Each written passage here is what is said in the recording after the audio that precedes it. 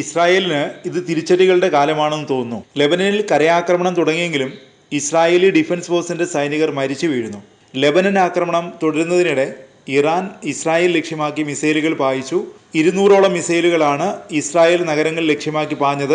ആക്രമണം ഉണ്ടാകുമെന്ന് US മുന്നറിയിപ്പ് നൽകിയിട്ടും ഇത്രയും പ്രതിരോധ സംവിധാനങ്ങളെല്ലാം ഉണ്ടായിട്ടും മിസൈലുകൾ ഇസ്രായേലിൽ കനത്ത നാശം വിതച്ചതായാണ് ഏറ്റവും പുതിയ റിപ്പോർട്ടുകൾ.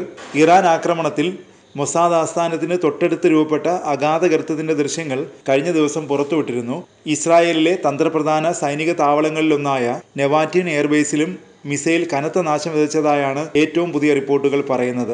ഇതിന്റെ ദൃശ്യങ്ങളും പുറത്തു വന്നു. അന്താരാഷ്ട്ര വാർത്താ ഏജൻസിയായ അസോസിയേറ്റഡ് പ്രസ് ആണ് സാറ്റലൈറ്റ് ചിത്രങ്ങൾ പുറത്തുവിട്ടിരിക്കുന്നത്. ഇസ്രായേൽ മാധ്യമങ്ങളും ഇവ പ്രസിദ്ധീകരിച്ചിട്ടുണ്ട്. അതീവ സുരക്ഷാ മേഖലകളിലൊന്നാണ് ബീർഷെബയിലെ നെവാറ്റം വ്യോമത്താവളം. ഇസ്രായേലിലെ തന്നെ ഏറ്റവും പ്രധാനപ്പെട്ട സേനാ വ്യോമത്താവളങ്ങളിലൊന്നാണ്. ഇറാന്റെ മിസൈൽ ആക്രമണത്തിൽ യുദ്ധവിമാനങ്ങൾ നിർത്തിയിട്ട കെട്ടിടത്തിന്റെ മേൽക്കൂരയിൽ വലിയൊരു ദ്വാരം രൂപപ്പെട്ടതായി ടൈംസ് ഓഫ് ഇസ്രായേൽ റിപ്പോർട്ട് ചെയ്യുന്നു. റൺവേയോട് ചേർന്നുള്ള കെട്ടിടത്തിലാണ് നാശനഷ്ടമുണ്ടായത്. കെട്ടിടത്തിന് പരിസരത്ത് വലിയ തോതിൽ അവശിഷ്ടങ്ങൾ ചിതറിക്കിടക്കുന്നതും ദൃശ്യങ്ങളിൽ കാണാം. വ്യോമത്താവളങ്ങൾക്ക് നേരെ ഇറാൻ ആക്രമണം ഉണ്ടായതായി കഴിഞ്ഞ ദിവസം ഇസ്രായേൽ സൈന്യം സ്ഥിരീകരിച്ചിരുന്നു. എന്നാൽ കാര്യമായ നാശനഷ്ടങ്ങളൊന്നും ഉണ്ടായിട്ടില്ലെന്നായിരുന്നു സൈന്യത്തിന്റെ വാദം. താവളത്തിന്റെ പ്രവർത്തനം തടസ്സമില്ലാതെ തുടർന്നെന്നും വ്യക്തമാക്കിയിരുന്നു. ഇറാന്റെ എല്ലാ പ്രതിരോധ സംവിധാനങ്ങളെയും നോക്കുകുത്തിയായാണ് ഇറാന്റെ മിസൈലുകൾ നാശം വിതച്ചത്.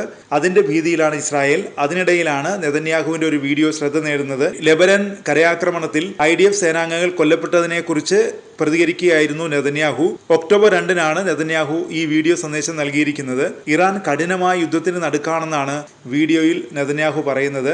രാജ്യത്തിന്റെ വടക്കൻ മേഖലയെ സാധാരണ നിലയിലേക്ക് കൊണ്ടുവരുമെന്നും നെതന്യാഹു വ്യക്തമാക്കുന്നുണ്ട്. ലെബനനിൽ 8 പട്ടാളക്കാർ കൊല്ലപ്പെട്ടതായി ഇസ്രായേൽ സൈന്യം പ്രഖ്യാപിച്ചിരുന്നു. പിന്നാലെയാണ് അനുശോചനം രേഖപ്പെടുത്തി നെതന്യാഹു എത്തിയത്. ഒക്ടോബർ 1 രാത്രിയിലായിരുന്നു ഇസ്രായേലിന് നടക്കിയ മിസൈൽ ആക്രമണങ്ങൾ ഉണ്ടായത്.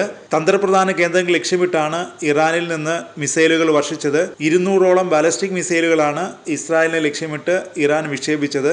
ഹിസ്ബുള്ള തലവൻ സയ്യിദ് ഹസൻ നസ്രുള്ളയുടെ കൊലപാതകത്തിന് പിന്നാലെ ഇറാൻ ആക്രമണമുണ്ടാകുമെന്ന് അമേരിക്ക ഇസ്രായേലിന് മുന്നറിയിപ്പ് നൽകിയിരുന്നു. ബാലിസ്റ്റിക് മിസൈൽ ആക്രമണം ഉണ്ടാകുമെന്നായിരുന്നു US മുന്നറിയിപ്പ്. എന്നാൽ ഇതിന്റെ കൂടി പശ്ചാത്തലത്തിൽ കൃത്യമായ മുന്നൊരുക്കങ്ങൾ നടത്തിയിട്ടും ഇറാൻ മിസൈലുകൾ പ്രധാനപ്പെട്ട ലക്ഷ്യസ്ഥാനങ്ങളിലെല്ലാം പതിച്ചതായാണ് അന്താരാഷ്ട്ര മാധ്യമങ്ങൾ റിപ്പോർട്ട് ചെയ്യുന്നത്.